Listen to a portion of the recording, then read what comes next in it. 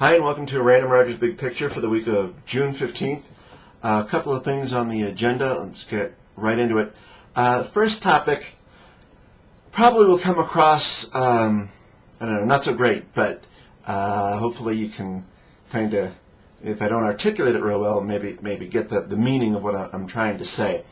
So there's kind of been a little bit of a theme during the week about, this being my perception as a normal bear market.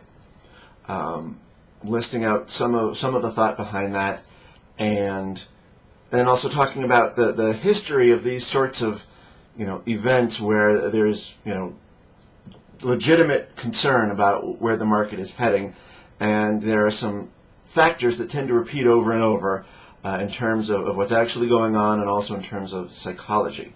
And so, despite my saying whatever it is I said about this time not being different, invariably there were some comments, more so I think on Seeking Alpha, about this time being different and telling me why, which of course plays into a psychology of always perceiving that the current event is different and worse. And I say things that in the effort of trying to make sure people don't panic or succumb to emotion or have regrets about what they do.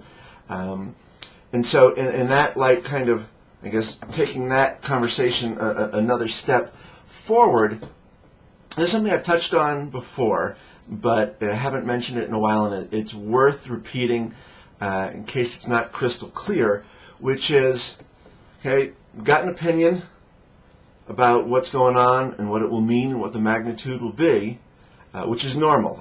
I don't think anything worse than normal for all the fear that's out there. But that could be wrong. Could be much worse than normal. From the standpoint of doing my job, and I used this phrase last week, it doesn't really matter what happens.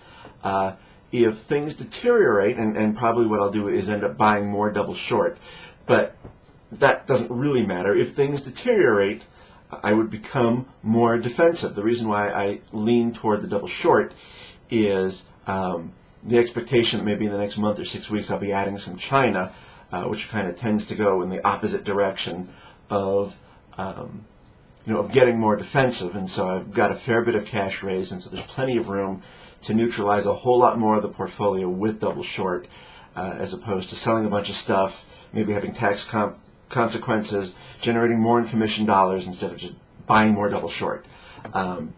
It has the same effect of minimizing some of the down a lot, or at least it has before, and hopefully that will continue in the future. Hopefully that's disclaimed well.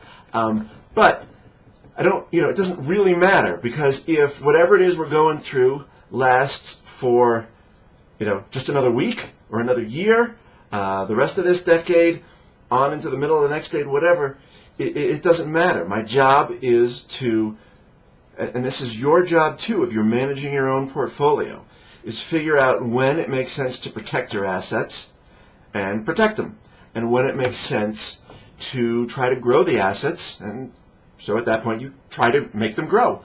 And that goes with looking, and I believe ties in with looking for normal returns elsewhere in the world.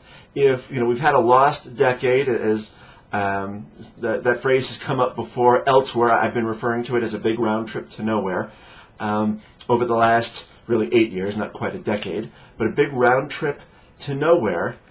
And 10 years or 8 years is a big chunk of your investment life, and you hopefully have figured out ways to go around that and make your portfolio grow. That can mean saving money. That's cool. Also seeking out the returns where they are, instead of just waiting out in where they aren't. So that's why I've talked about some of these things.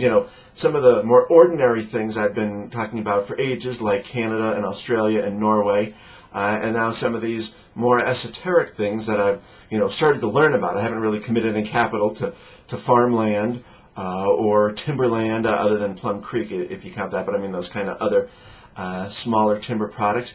All I've done is learn about them. I think that's where return is going to be. Fixed income, that market here, is a mess. And so I've been talking about foreign for a while. I've been investing in foreign for about a year. Looks like I may be doing a little more with that. But that is my job. It's not my job to worry about certain things. It's to try to be rational, try to have the right mix of protecting assets versus helping them grow and seeking out where that growth might be. That's the exact same job that you have with your portfolio, assuming you manage it. It's going to require more time on your part, and candidly, and this is where people will, if anyone's going to dump on me, would be with this, some sort of SPY, EWA, IWM combination. I don't think can cut it looking forward. This is not apocalyptic, but the thing I've been saying all along, if the U.S. only averages 5 or 6% annual growth, instead of what we think of as being normal, closer to 10%, then that creates a problem for your financial plan. And you got to do something about it. You either save more money, you live on less, you try and seek returns elsewhere. In all likelihood, the combination, or the answer, should be a combination of all three. You should be saving more, you should live below your means, and you should seek out returns wherever they may be. I'm not talking about gunslinging and having a bunch of penny stocks in Vancouver, but doing more research, learning more about this stuff. There's got to be other people besides me writing about this. Seek these people out, see what they have to say, see how they're integrating it into portfolios. As I start to do this, and it will be small, I'll talk about and express how I do it. I just think this is crucial to successful retirement planning and then ongoing management once you do retire.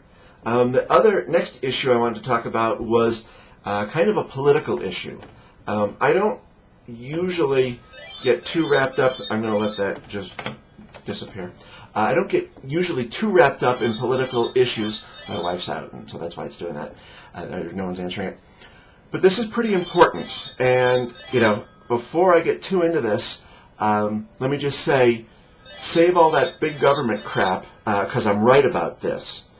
We need to, and this needs to be done at the federal level, pass a law where any announcer for a sporting event in the United States must have a Scottish accent. You have deprived yourself, if you have not heard someone with a thick accent, someone you can barely understand, talk about Ruud van Nistelrooy. This is something that you need to hear. Obviously, this is a reference to the soccer, and I'm just getting a kick out of hearing the soccer announcers. They're Scottish. There's Tommy Smith, and there was some other guy who did the France-Netherlands game. I just couldn't understand them. It was fantastic. One last thing, the College Baseball World Series comes on starting Saturday.